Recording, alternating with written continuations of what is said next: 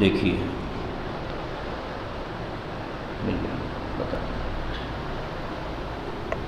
اعوذ باللہ من الشیطان الرجیم بسم اللہ الرحمن الرحیم ومن اظلم ممن منع مساجد اللہ ان یذکر فیہا اسمہ وسعى في خرابها أولئك ما كان لهم أن يدخلوها إلا خائفين لهم في الدنيا خزي ولهم في الآخرة عذاب عظيم ولله المشرق والمغرب فأينما تولوا فثم وجه الله ان اللہ واسع علیم۔ صدق اللہ العظیم۔ ترجمہ دیکھیے، ومن اظلم ممن منع مساجد اللہ، اور اس شخص سے بڑا ظالم کون ہو سکتا ہے کہ جو مسجدوں میں ان یذکر فیہا اسمہ، اللہ کے نام لیے جانے سے روکے۔ اس شخص سے بڑا ظالم کون ہوگا کہ جو مسجدوں میں اللہ کا نام لینے سے روکے۔ وسعى فی خرابها، اور مسجدوں کو ویران کرنے کی کوشش میں پڑا رہے۔ اولئک ما کان لهم ان يدخلوها الا خائفین، ان کے لیے تو یہ تھا کہ یہ اس مسجد میں داخل ہوں تو ڈرتے ہوئے خوف کے ساتھ داخل ہوں۔ لہم فی الدنیا خزی ولہم فی الآخرۃ عذاب عظیم، ان کے لیے دنیا میں بھی رسوائی ہے اور آخرت میں ان کے لیے بڑا عذاب ہے۔ وللہ المشرق والمغرب، اللہ ہی کا ہے مشرق اور مغرب۔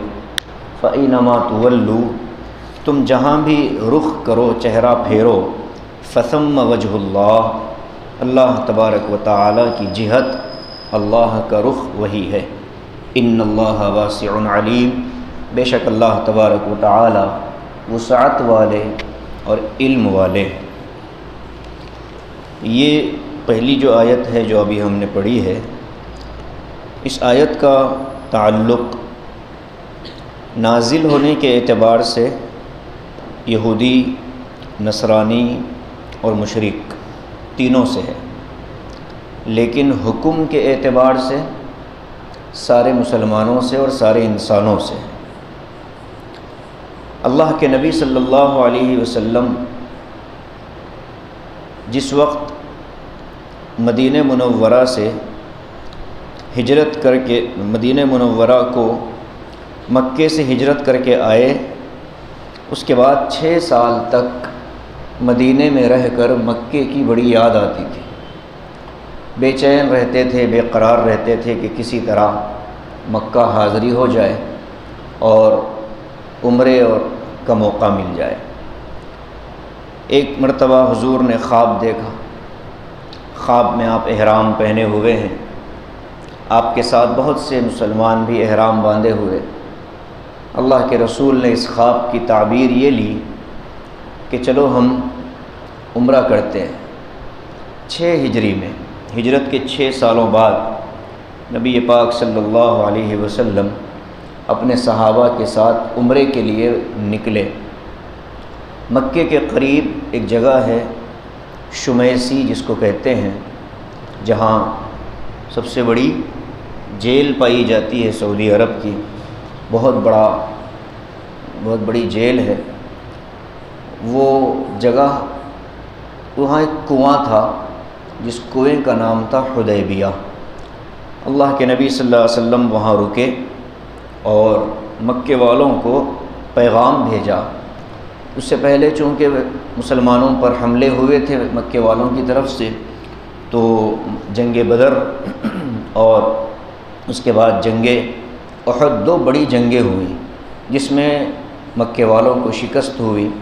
تو حضور صلی اللہ علیہ وسلم احرام پہن کر آئے، تو جب احرام پہن کر مکے کے قریب پہنچے تو مکے والوں کو یہ اندیشہ نہ ہو کہ حضور ہم پر حملہ کرنے آئے ہیں، تو حضور نے اس غلط فہمی کو دور کرنے کے لیے حضرت عثمان ابن عفان جو حضور کے داماد تھے ان کو مکہ بھیجا، چونکہ حضرت عثمان رضی اللہ تعالیٰ عنہ مکے کے شریف اور بڑے خاندان سے تعلق رکھتے تھے، بنو امیہ سے ان کا تعلق تھا، اور خود بھی بہت بڑے تاجر تھے، مالدار تھے، تو ان کا ایک اثر رسوخ تھا۔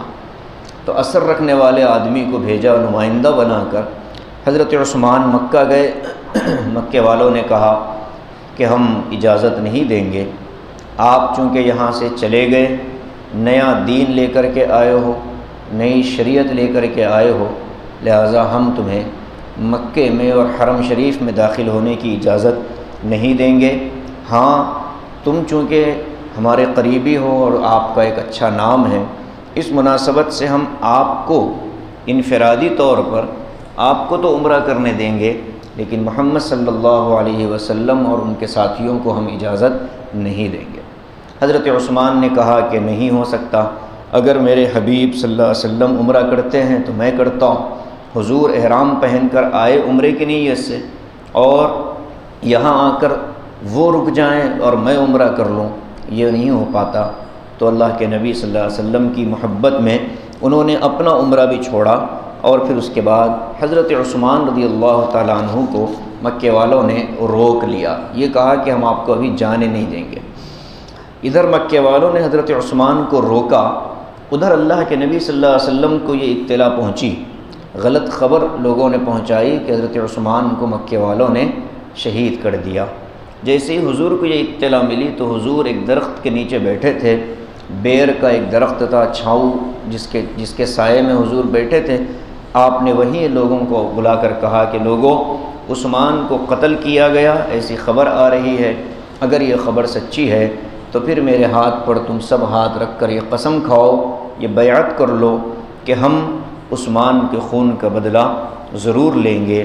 اب اس کے بعد صحابہ ایک ایک آئے، اللہ کے رسول صلی اللہ علیہ وسلم کے ہاتھ میں اپنا ہاتھ رکھتے اور کہتے کہ ہم آپ کے ہاتھ پر بیعت کرتے ہیں، بایعنا علی رسول اللہ صلی اللہ علیہ وسلم، ہم بیعت کرتے ہیں کہ ہم حضرت عثمان کے خون کا بدلہ لیں گے۔ حضور نے اپنا ایک ہاتھ لیا، اس ہاتھ کو اپنے ہاتھ پر رکھا اور یوں کہا کہ یہ عثمان کی طرف سے میں بیعت کر رہا ہوں۔ تو یہ شرف اور یہ فضیلت صرف حضرت عثمان کو حاصل ہے کہ حضور نے اپنے ہاتھ کو عثمان رضی اللہ تعالیٰ عنہ کا ہاتھ قرار دیا۔ یہ واقعہ پیش آیا، اللہ کے نبی صلی اللہ علیہ وسلم وہیں رہے۔ مکے والوں نے کہا کہ ہم آپ سے بات کرنے کے لیے آنا چاہتے ہیں۔ مکے سے 3 سردار آئے، ان تینوں نے آ کر اللہ کے رسول کی خدمت میں بات چیت شروع کی۔ کچھ چیزیں طے ہوئی آپس میں کہ یہ کام ہوں گے، یہ چیزیں نہیں ہوں گی۔ اس میں ایک چیز یہ تھی کہ اس سال اللہ کے رسول عمرہ نہیں کریں گے بلکہ اگلے سال عمرے کے لیے آئیں گے۔ اللہ کے رسول نے مان لیا، تسلیم کر لیا۔ ایک بات یہ بھی آئی تھی کہ اب مکے میں جو بھی مسلمان ہیں وہ اگر مدینہ آئیں تو مدینے والے ان کو مدینے میں روک نہیں سکتے، ان کو مکہ واپس بھیجنا پڑے گا۔ حضور نے اس کو بھی مان لیا۔ ان لوگوں نے یہ بھی کہا کہ اگر مدینے سے کوئی مکہ آئے گا تو مکے والے اس کو واپس نہیں بھیجیں گے۔ حضور نے اس کو بھی تسلیم کر لیا۔ تو بہت ساری شرطیں ایسی تھیں جو دیکھنے میں ایسی لگتی تھیں کہ حضور دب کر یہ معاہدہ تسلیم کر رہے ہیں۔ بہت سے صحابہ کو تکلیف ہوئی۔ حضرت عمر رضی اللہ تعالیٰ عنہ بہت جلال میں تھے کہ یا رسول اللہ، آپ سچے ہیں، آپ کا دین سچا ہے، آپ کی لائی ہوئی شریعت سچی ہے، آپ کے اوپر نازل ہونے والا قرآن سچا ہے، جب ہم حق پر ہیں تو پھر یہ دب کر ہم صلح کیوں کر رہے ہیں اور کیوں ان کی ہر بات ہم مان رہے ہیں؟ تو سہیل ابن عمرو جو تھا وہ بھی، اور بھی بہت سے، ولید ابن عقبہ وغیرہ آئے تھے، ان لوگوں نے جا کر مکے والوں سے کہا کہ جان بچی کہ صلح پر معاملہ ہو گیا، اگر محمد صلی اللہ علیہ وسلم مقابلے پر آتے تو ہمیں ان سے بچانے والا کوئی نہیں تھا، اس لیے کہ میں نے پہلی مرتبہ دنیا کے ایک ایسے امیر، ایک ایسے بادشاہ کو دیکھا کہ جس کے تھوک کو، جس کے وضو کے پانی کو بھی اس کی امت زمین پر گرنے نہیں دیتی، ایسی جان نثار کرنے والوں کے ساتھ تم مقابلہ نہیں کر سکتے، تمہاری فوج تنخواہ کے لیے لڑتی ہے اور مسلمان اپنی جان دینے کے لیے لڑتا ہے۔ حضرت خالد ابن ولید رضی اللہ تعالیٰ عنہ نے یہی تو کہا تھا کہ ہم موت سے محبت کرتے ہیں، موت ہماری محبوبہ ہے۔ ایک جگہ انہوں نے یہ بھی کہا، رومیوں کے دربار میں ایک مرتبہ ان سے پوچھا گیا تو انہوں نے کہا کیوں آئے ہو؟ کہا کہ سنا ہے رومیوں کا خون بڑا میٹھا ہے، ہماری تلواریں تمہارے خون سے اپنا پیٹ بھرنے کے لیے آئی ہیں۔ تو یہ حوصلہ اور ہمت یہ مسلمانوں کی شان تھی، کسی زمانے میں جان دینا پسند تھا۔ ہم لڑتے اس لیے تھے کہ ہمیں مرنا ہے، اور مشرک، کافر، یہودی، نصرانی وہ لڑتے اس لیے ہیں کہ انہیں بچنا ہے۔ تو جو بے لوث ہو کر، بے خطر ہو کر مرنے کی نیت سے لڑنے کے لیے کودے گا تو اس کے لڑنے کا انداز، اس کے مار کا انداز، اس کے وار کا انداز ایک عجیب انداز ہوتا ہے۔ تو ان لوگوں نے جا کر یہ ساری چیزیں سنا دی۔ 2 سال بعد اللہ کے نبی صلی اللہ علیہ وسلم اگلے سال حضور نے معاہدے کے مطابق عمرہ کیا اور پھر واپس چلے گئے۔ اس کے بعد والے سال اللہ کے رسول نے پھر مکے کو فتح کیا۔ تو یہ جو واقعہ پیش آیا تھا، اس واقعے کے بعد یہ آیت اتری۔ کیا ہے اس میں؟ کہا گیا کہ وَمَنْ أَظْلَمُ مِمَّنْ مَنَعَ مَسَاجِدَ اللَّهِ أَنْ يُذْكَرَ فِيهَا اسْمُهُ وَسَعَى فِي خَرَابِهَا۔ اس شخص سے بڑا ظالم کون ہے جو مسجدوں میں لوگوں کو آنے سے منع کرے؟ ظاہر ہے مسجد میں آنا اللہ کی ذکر اور یاد کے لیے ہوتا ہے۔ مسجد کوئی آرام کی جگہ ہے نہیں، مسجد کوئی بازار کی جگہ ہے نہیں، کاروبار کے لیے کوئی نہیں آتا، سونے کے لیے کوئی نہیں آتا، وقت گزاری کے لیے کوئی نہیں آتا، بلکہ مسجد میں جو بھی آتا ہے مسجد والے اعمال کی وجہ سے آتا ہے۔ اب مسجد والے اعمال کا مطلب کیا ہے؟ مسجد والے اعمال کا مطلب یہ ہے کہ مسجد میں کچھ کام ہوتے ہیں۔ ایک تو ہوتا ہے کہ نماز، دوسرے ہوتا ہے ذکر، تیسرے ہوتا ہے اعتکاف، اور چوتھے ہوتا ہے مسجد میں سیکھنے سکھانے والا عمل جو حضور کے زمانے میں ہوتا تھا۔ اب سیکھنے سکھانے کے لیے چونکہ مستقل مدارس کا نظام چلا، تو اب مسجد کے جو کام رہ گئے، ایک تو اعتکاف کے لیے مسجد ہے، اور اجتماعی عبادت جو نماز کی ہے اس کے لیے مسجد ہے، وہ بھی فرض نماز کے لیے۔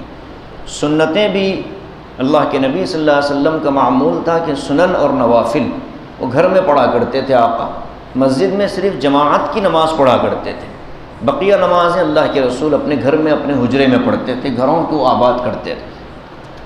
تو جب یہ چیزیں آئی، ان لوگوں نے منع کیا، تو اللہ تعالیٰ نے بڑی سخت الفاظ استعمال کیے۔ فرمایا ومن اظلم، ظلم کہتے ہیں کسی چیز کو اس کی اصلی جگہ پر نہ رکھنا، وضع الشیء فی غیر محلہ ظلم، کسی چیز کو اس کی اپنی جگہ پر نہ رکھنا یہ ظلم ہے۔ مسجد بنائی اس لیے گئی کہ اس میں عبادت ہو، حرم شریف اس لیے ہے کہ اس میں طواف ہو، ٹھیک ہے۔ اب اگر کوئی بنائے ہوئے مقصد کو روکے اور لوگوں کو آنے سے منع کرے تو اللہ فرماتا ہے کہ یہ ظالم ہے۔ کوئی چاہے کتنی تعویلیں کر لے، کوئی چاہے کتنی ہی دلائل پیش کر لے، قرآن پاک کے الفاظ دو ٹوک ہوتے ہیں، صاف ہوتے ہیں، معنی واضح ہے کہ ہر وہ آدمی جو کسی کو مسجد میں آنے سے منع کرے، قرآن کی اصطلاح میں وہ ظالم ہے۔ اور ظلم بھی کیسا؟ اللہ تبارک و تعالیٰ نے ایسا لفظ استعمال کیا، آگے یہ نہیں کہا کہ ہم الظالمون، بلکہ کہا اس سے بڑا ظالم کون ہو سکتا ہے۔ مطلب یہ ہے کہ جتنے ظلم ہیں ان ظلموں میں یہ سب سے بڑا ظلم ہے کہ آدمی اللہ کے گھر میں لوگوں کو آنے سے منع کرے۔ حرم شریف کا معاملہ تھا، حضرت اللہ پاک نے سختی سے کہا۔ اس کے بعد حضرت عبداللہ ابن عباس رضی اللہ تعالیٰ عنہ فرماتے ہیں کہ اس آیت سے مراد ایک اور گروہ، ایک اور جماعت ہے۔ وہ کون سا گروہ ہے؟ یہودی اور نصرانیوں کا ہے۔ یہودی اور نصرانیوں کی دشمنی اوپر ہم پڑھ کر آئے ہیں کہ ایک دوسرے کو انکار کرتا تھا۔ وقالت الیہود لیست النصارى علی شیء وقالت النصارى لیست الیہود علی شیء، اوپر دونوں طرح کا مضمون ہم پڑھے ہیں۔ یہودی اور نصرانی آپس میں ایک دوسرے کی اس قدر مخالفت کرتے تھے کہ ایک مرتبہ بیت المقدس میں، بیت المقدس یعنی مسجد اقصی جو فلسطین کی قبلہ اول، وہاں عیسائیوں نے یہودیوں کو اس مسجد سے روکنے کے لیے کچھ خنزیر وغیرہ کاٹ کر بیت المقدس میں ڈال دیے تھے۔ یہ کب کا زمانہ ہے؟ یہ زمانہ ہے حضرت یحییٰ علیہ السلام کی وفات، ان کی شہادت کے بعد جب حضرت یحییٰ شہید ہوئے تو عیسائیوں نے پھر، چونکہ حضرت یحییٰ کو شہید کرنے والے یہودی تھے، حضرت یحییٰ کی شہادت کے بعد پھر ان لوگوں نے یہ کام کیا کہ بیت المقدس کو خراب کیا، پامال کیا، عمارت کو نقصان پہنچایا، اور اس کے بعد پھر اللہ کے نبی صلی اللہ علیہ وسلم کے زمانے تک بیت المقدس عیسائیوں کے قبضے میں تھا اور بند تھا۔ حضرت عمر رضی اللہ تعالیٰ عنہ کا جب زمانہ آیا، اس زمانے میں حضرت عمر نے اس کو آزاد کروایا عیسائیوں سے اور اس کی تعمیر کروائی، دوبارہ اس میں پھر اللہ کا نام، اذان اور نماز وغیرہ شروع ہوئی۔ یہ کب تک چلا؟ یہ چلتا گیا تقریباً حضرت عمر رضی اللہ عنہ کے زمانے سے یوں سمجھ لیجئے کہ 200 سال تک یہ مسلمانوں کے قبضے میں رہا۔ اس کے بعد پھر عیسائیوں نے اس کو خراب کیا۔ تو ان عیسائیوں کو بھگانے والی شخصیت 6 صدی ہجری میں حضرت سلطان صلاح الدین ایوبی رحمۃ اللہ علیہ تھی۔ انہوں نے پھر 550 یا 540 ہجری کے آس پاس جب جو عیسائیوں کو وہاں سے بھگایا، وہ ان کی زندگی کا گویا کہ عیسائی زندگی کا آخری کیل ثابت ہوا۔ 1948 تک، اس زمانے سے لے کر اس زمانے تک تقریباً 900 سال تک بیت المقدس مسلمانوں کے قبضے میں رہی، نماز ہوتی رہی، عبادات ہوتی رہیں۔ 1948 میں موجودہ سعودی حکمرانوں کی منافقت کی وجہ سے دوبارہ اس کو یہودیوں کے قبضے میں دے دیا گیا۔ تو یہ جو واقعہ ہوا تھا وہ بھی اس آیت کا شان نزول بن سکتا ہے کہ عیسائیوں نے بیت المقدس کو خراب کیا، وہاں خنزیر کاٹ کر ڈالے اور عمارت کو نقصان پہنچایا۔ یہودی جو اس زمانے میں عبادت کر رہے تھے ان کی کتابیں تورات کو جلایا گیا۔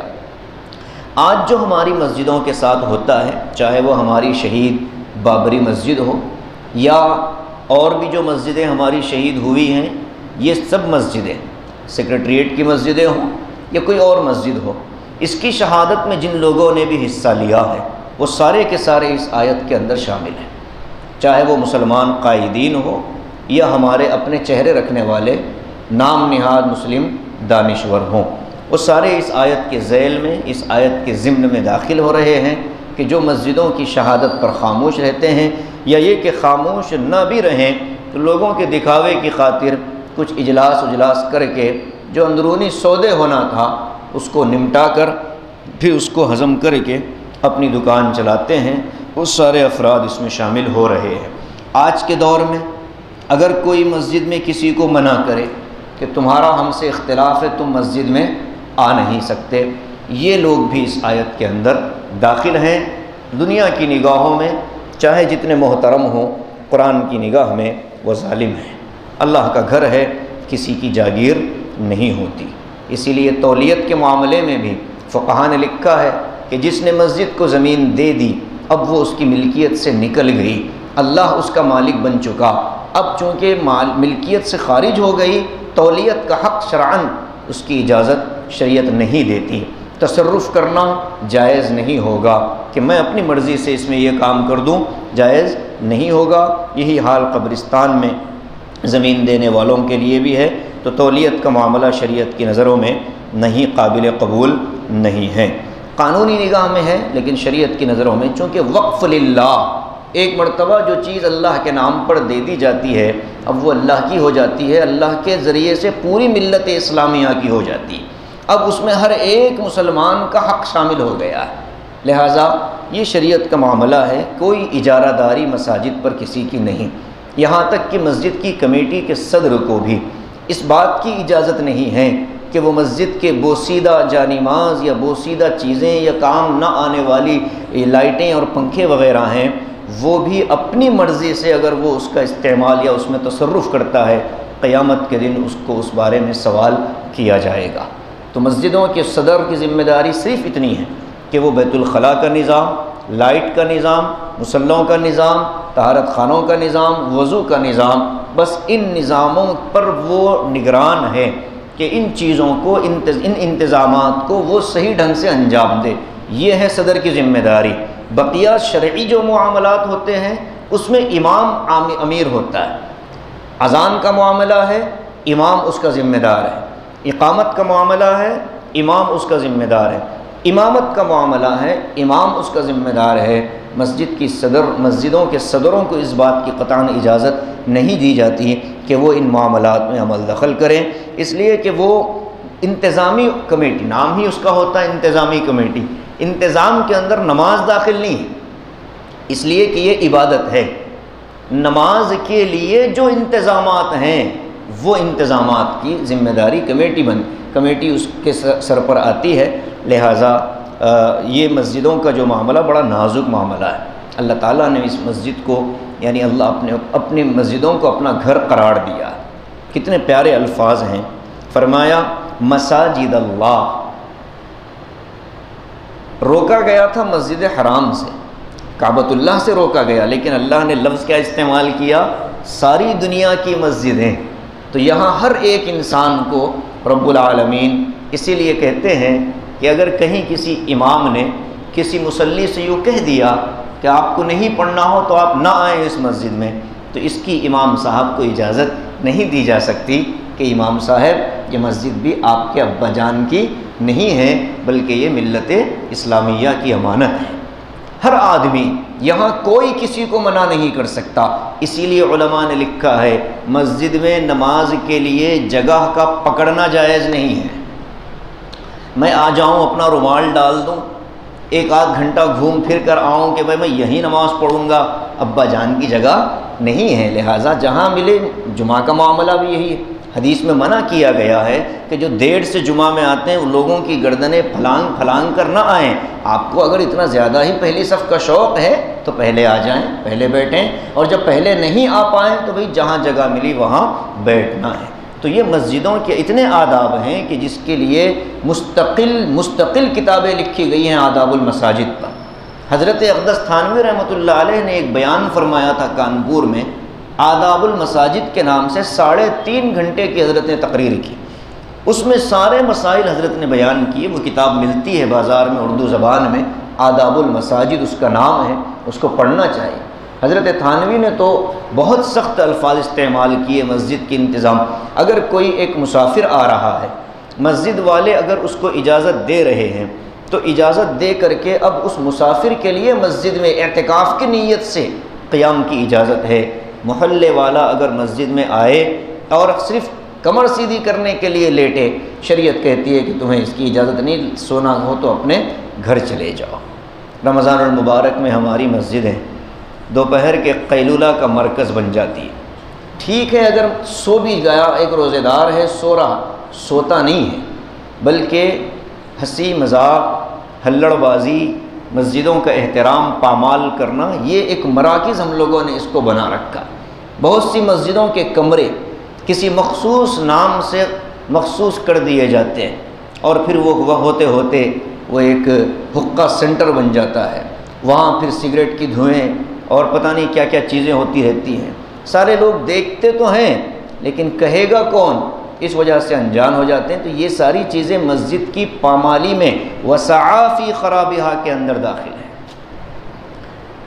صفائی ستھرائی، حدیث میں یہ آیا ہے کہ اگر کوئی انسان ایسا بیمار ہے کہ اس کے جسم سے پسینے کی بدبو بہت زیادہ آتی ہو، اللہ کے نبی صلی اللہ علیہ وسلم نے اس کو فرمایا کہ تم نماز اپنے گھر میں پڑھ لیا کرو، اس لیے کہ تمہارے جسم کی پسینے کی بدبو سے مصلیوں کو کوفت ہوتی ہے، تکلیف ہوتی ہے اور نماز میں خلل واقع ہوتا ہے۔ یعنی مسجدوں کو اس قدر پاک اور صاف رکھنے کا حکم دیا جا رہا ہے۔ شوق ہو گیا ہے لوگوں کو قالینیں بچھانے کا، یہاں تو شاید قالینیں اڑ گئی الحمدللہ، لیکن قالینیں بچھا کر کے امام کا جھبا، مصلیوں کے پاجامے اتنے خراب کر دی، اس لیے کہ بچھا دینا کمال نہیں، بلکہ اس کی صفائی ستھرائی اور اس کو دھول سے بچانا، پاک صاف رکھنا۔ ہمارے حضرت آئے تھے ایک جگہ، ایک مسجد میں ہمارے اپنے شہر میں، تو نماز کے بعد مجھے ڈانٹنے لگے اور کہنے لگے کہ تم لوگ کیسے گندی ذہنیت کے ہو، اتنے میلے مسلوں پر تم اللہ کے آگے سجدہ ریز ہوتے ہو۔ یہ جملہ حضرت کا تھا، بہت تکلیف ہوئی اندر سے۔ اور کہیں گے تو کیا کہیں گے، مؤذن صاحب کی تو ذمہ داری ہے نہیں، وہ بیچارے تو اصل ہیں امام، اذان پڑھنے والا آدمی، اس کے دو ذمے ہیں، اذان کہے اور اقامت کہے، بس اس کی دو ڈیوٹیاں ہیں۔ باقی جانی نمازوں کی صفائی، جالوں کی جھٹکائی اور یہ پنکھے لائٹ وغیرہ کا نظام یہ مؤذن کا کام نہیں ہے، یہ تو اس بیچارے کا مصلیوں پر ایک احسان ہے۔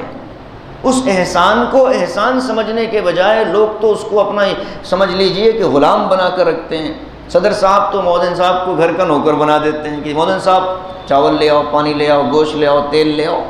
بعض مساجد میں حقیقت ہے، ایسا نہیں کہ ہم کوئی ہوائی باتیں، ہم تو حقیقت سنا رہے ہیں۔ بہت سی مسجدوں کے اندر ہم جانتے ہیں مؤذن بیچارہ صدر کا غلام ہوتا ہے۔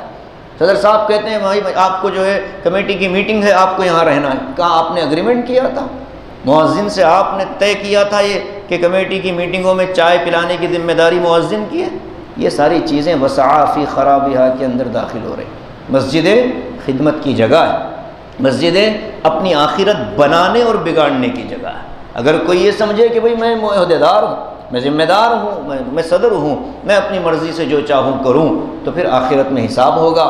پورے محلے والے مسجد کے برابر حقدار ہوتے ہیں۔ اس لیے محلے والوں کی بھی ذمہ داری ہے کہ مسجد کے بیت الخلاؤں کو اپنے پبلک ٹوائلٹ نہ بنایا جائے۔ لوگ صبح اٹھتے ہیں اور اتنی گندگی پھیلا کر چلے جاتے ہیں، اعتکاف میں رہنے والوں پر کیا گزرتی ہے وہ معتکفین سے پوچھیں کہ صبح 8-9 بجے تک وہ بیچارہ چہرے پر رومال باندھے گھومتا رہتا ہے کہ کوئی آ جائے بھنگی صاف کر دے۔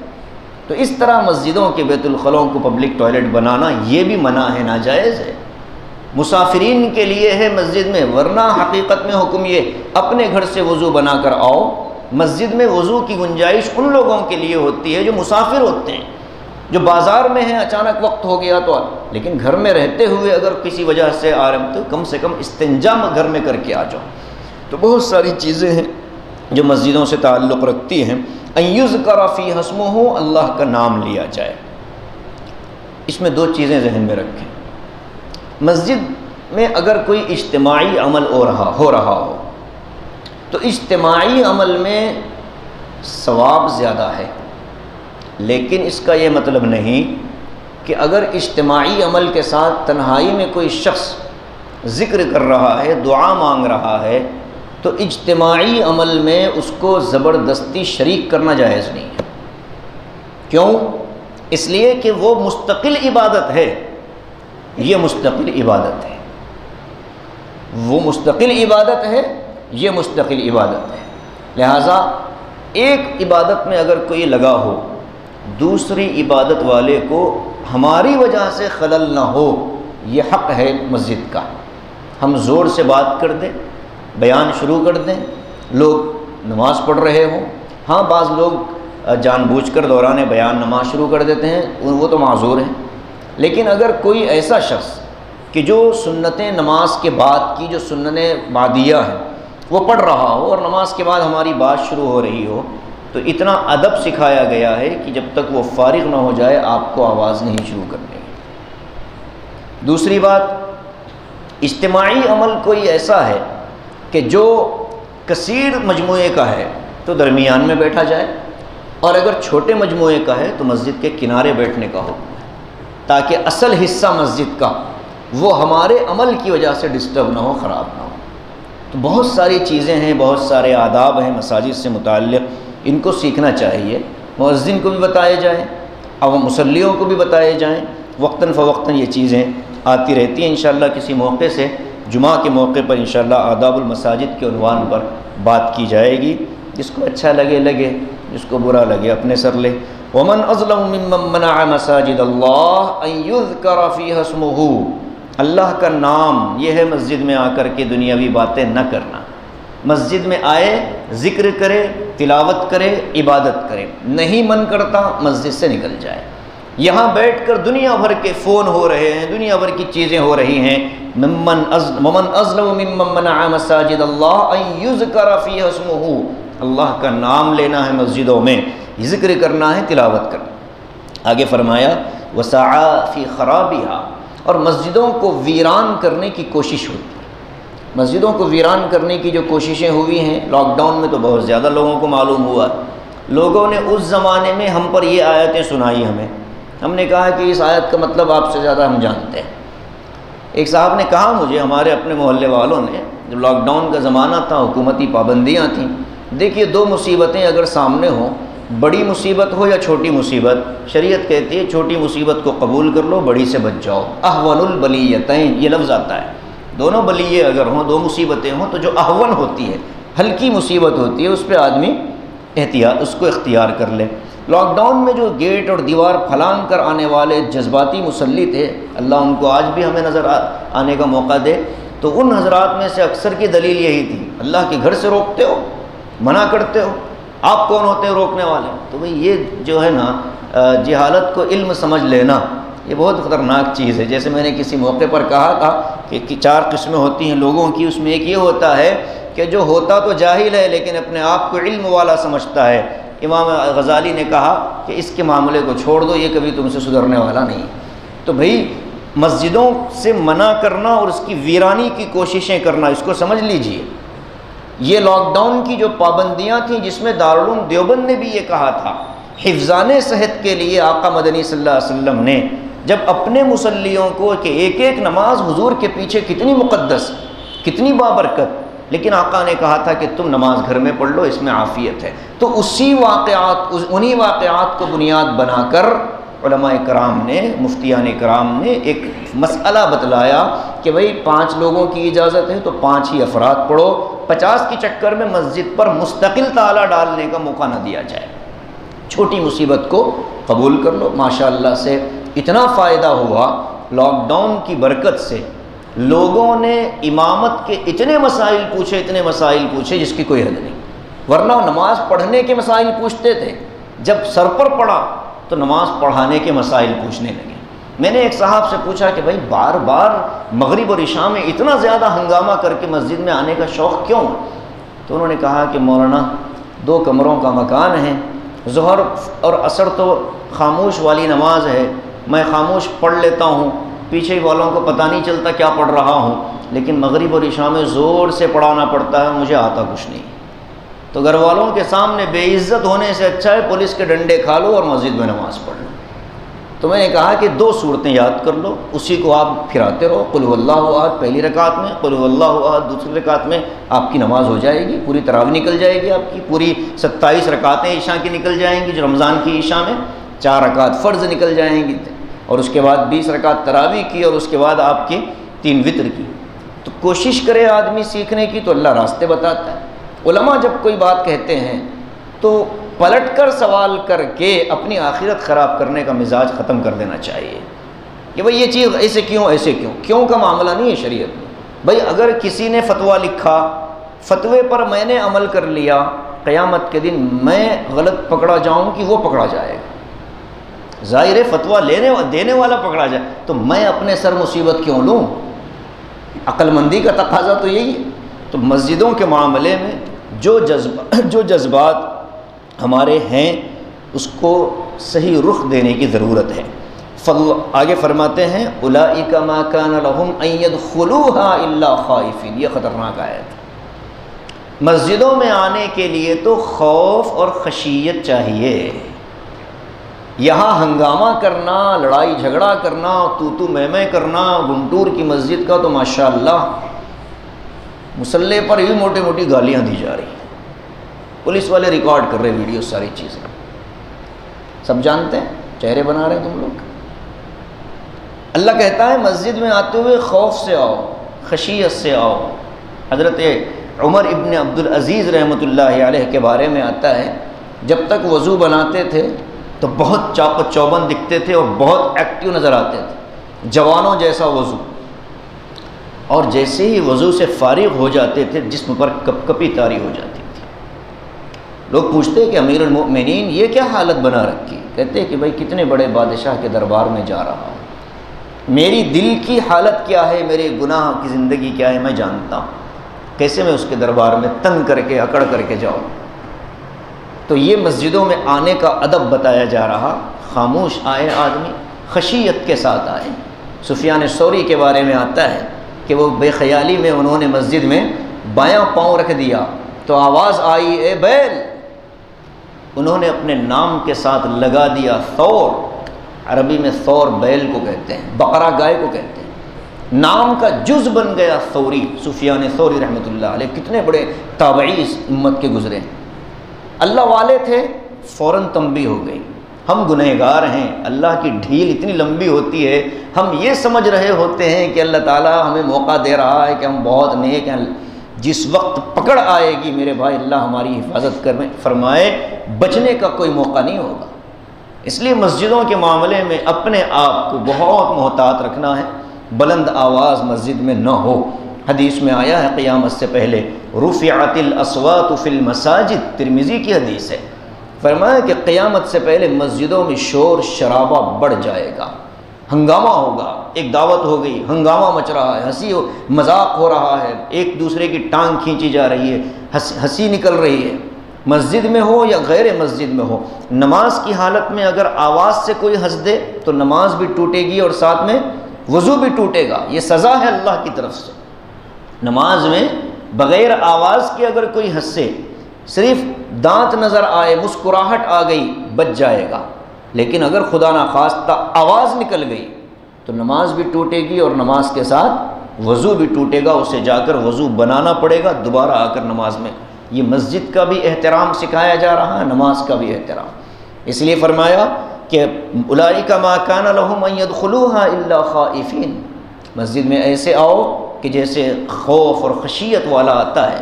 کوئی مجرم کسی بہت بڑے بادشاہ کے دربار میں پکڑ کر لایا جائے تو اس کے آنے کی کیا کیفیت ہوتی ہے، جب تک وہ دربار میں ہوتا ہے اس کی کیا کیفیت ہوتی ہے، وہ ساری کیفیتیں اپنے اوپر طاری کر کے میں سب سے بڑا مجرم ہوں اس دنیا کا، اللہ کے معاملے میں، اللہ کے دربار میں، اور اللہ کائنات کا سب سے بڑا بادشاہ ہے، میں سب سے بڑا مجرم ہوں، تو میں اپنے گنہگار اعمال کے ساتھ اللہ کے دربار میں آ رہا ہوں، تو میری کیفیت کیا ہوگی، میں کیسے اپنے آپ کو تیار کروں۔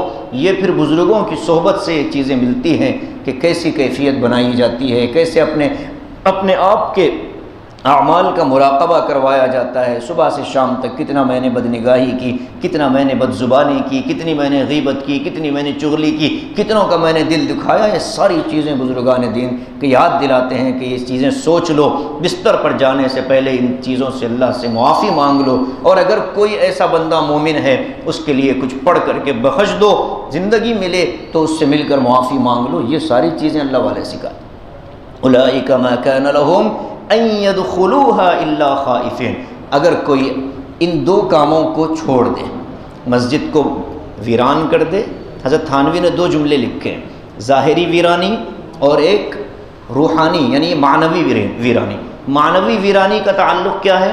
لوگوں کو یوں کہہ دیا جائے کہ بھئی یہ اس مسجد میں نماز نہ پڑھو، یہ مسجد ہماری نہیں ہے، یہ مسجد کسی اور کی ہے، اس مسجد میں نماز نہیں ہوتی، یہاں مرتد لوگ نماز پڑھتے ہیں، یہاں فلاں نماز پڑھاتے ہیں، لہذا یا نماز نہ پڑھو۔ یہ ہے معنوی ویرانی، حضرت تھانوی نے لکھا۔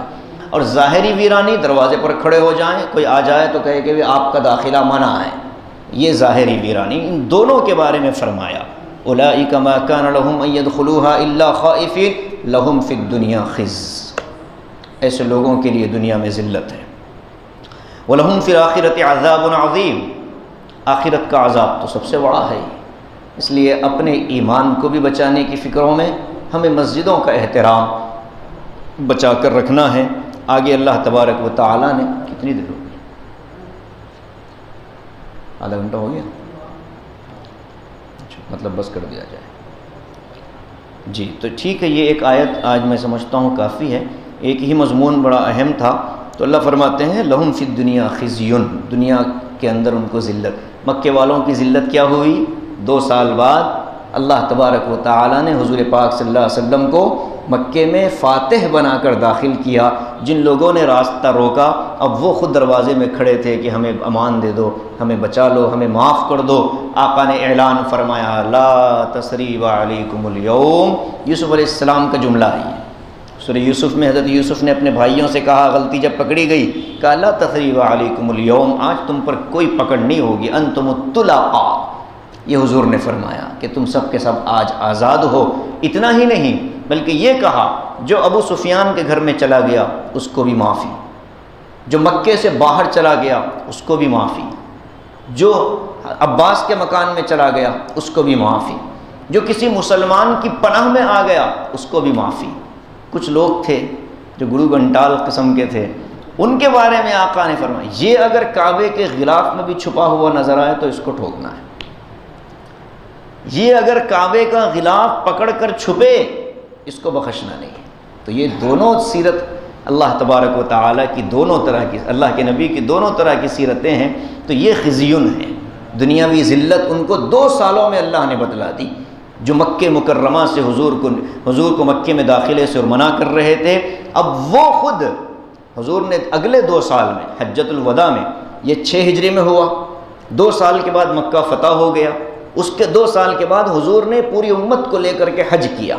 اس حج میں حضور نے اعلان فرمایا کہ خبردار آج کے بعد کوئی مشرک حج کرنے کے لیے نہ آئے، آج کے بعد کوئی یہودی اور کوئی عیسائی اس جزیرہ عرب کے اندر داخل نہ ہو۔ حضور نے آخری خطبے میں یہ اعلان کیا، اخرج الیہود والنصارى من جزیرۃ العرب، اے لوگو یہود و نصارہ کو اس پورے عرب کی سرزمین سے نکال پھینکو۔ یہ وہ ذلت تھی کہ اس ذلت کو وہ لوگ آج تک برداشت کرنے کے لیے تیار نہیں، اسی لیے اب جو حکومت کے غلام ہیں ان لوگوں کے ذریعے سے دوبارہ اب کئی چیزیں، ہلٹن جو ایک یہودن یا عیسائی ڈانسر ہے، اس کے نام پر حرم شریف کے سامنے بڑی بڑی عمارتیں بنا دی گئی۔ کعبۃ اللہ سے آپ باہر نکلیں تو سب سے بڑی ہوٹل ہلٹن، اور وہ ایک سٹیٹس بن گیا ہے کہ بھئی آپ کا قیام کہاں؟ میں ہلٹن کے بازو ہوں۔ اللہ کے نبی نے فرمایا اخرج الیہود والنصارى من جزیرۃ العرب، جزیرہ عرب سے نکالو، اور یہ لوگ لا کر کے بسا رہے ہیں۔ رسید صدام کے نام پر کاٹی گئی کہ اس کے حملے سے بچنے کے لیے ہم نے حفاظتی حصار، اللہ تعالیٰ خود حفاظت کرنے والا ہے۔ دنیا کی حفاظت میں اگر جاؤ گے اللہ دنیا والوں کے حوالے کر دے گا۔ تو بہرحال یہ ذلت ان کی دنیاوی ہوئی، اور کفر کی بنا پر آخرت کا عذاب ہر کافر کو ہونا ہی ہے۔ اور یہ کافر جو حضور کو تکلیف پہنچانے والے، اللہ کے گھروں کو ویران کرنے والے، ان کو پھر دوہرا عذاب ہوگا۔ دنیا دیکھتی ہے کہ بابری مسجد کی شہادت کا سب سے بڑا مجرم ہمارے اپنے تلنگانہ کا، اور اس کی ناش کو کتوں نے جس انداز سے چیر پھاڑ کر رکھ دیا، اللہ نے اپنا کام بتلایا کہ میری مسجدوں کو پامال کرنے والوں کو میں دنیا میں کیسے پامال کرتا ہوں۔ اب ان کے نام سے 50 فلائی اوور بناتے رہیں، لیکن جو ذلت ہونی تھی وہ تو ہو گئی ہے۔ اس لیے ہم بحیثیت مسلمان اپنے آپ کو بہت ڈرا کر رکھیں، جب بھی مسجد میں آئیں خشیت، خوف، ڈر کے ساتھ آئیں۔ اللہ کا گھر ہے، میرے اپنے اعمال اتنے نہیں کہ میں لے کر آؤں، اللہ نے پردہ پوشی کی ہے، چلو میں آ رہا ہوں، اے اللہ مجھے معاف فرمائیے۔ جیسے اس دنیا میں آپ نے ہمارے گناہوں پر پردہ ڈال رکھا ہے، مولا آخرت میں بھی ہمارے گناہوں پر پردہ ڈال کر رکھیے گا۔ یہ دعاؤں کے ساتھ جب مسجد میں آئیں گے، اللہم انی اسألک من فضلک و رحمتک، نکلتے ہوئے پھر یہ دعا زبان پر آتی ہے، اے اللہ آپ نے گناہ گار جسم کو مسجد میں نماز کا موقع دیا، میں آپ سے اور فضل مانگتا ہوں اور رحمت مانگتا ہوں۔ جب آ رہے تھے تو یہ مانگ کر آئے تھے، اللہم افتح لی ابواب رحمتک، اللہ رحمت کے دروازے مجھ پر بند مت کر دینا میرے گناہوں کی وجہ سے۔ جب نماز پڑھ لی جماعت کے ساتھ، عمل میں شریک ہوئے، واپس جاتے ہوئے کہتے ہیں اللہ اور بڑی رحمتیں ہم آپ سے مانگتے ہیں۔ اس تصور کے ساتھ مسجد میں آئیں اور جائیں تو انشاءاللہ ہماری زندگیاں صحیح رخ پر آئیں گی۔ رب العالمین ہم سب کو توفیق نصیب فرمائیں، ہمارے ذریعے سے مسجد کے کسی بھی مسجد میں کوئی بے حرمتی نہ ہو، کوئی مسجد کے ادب کے خلاف کام نہ ہو۔ اللہ ہمیں ایسی زندگی نصیب فرمائے۔ جو غلطیاں ہوئی ہیں اللہ اپنے فضل و کرم سے معاف فرمائے۔ آمین۔ وآخر دعوانا ان الحمد للہ رب العالمین۔ اللہ السلام ماشاء اللہ سعد جی صاحب فرمائیے.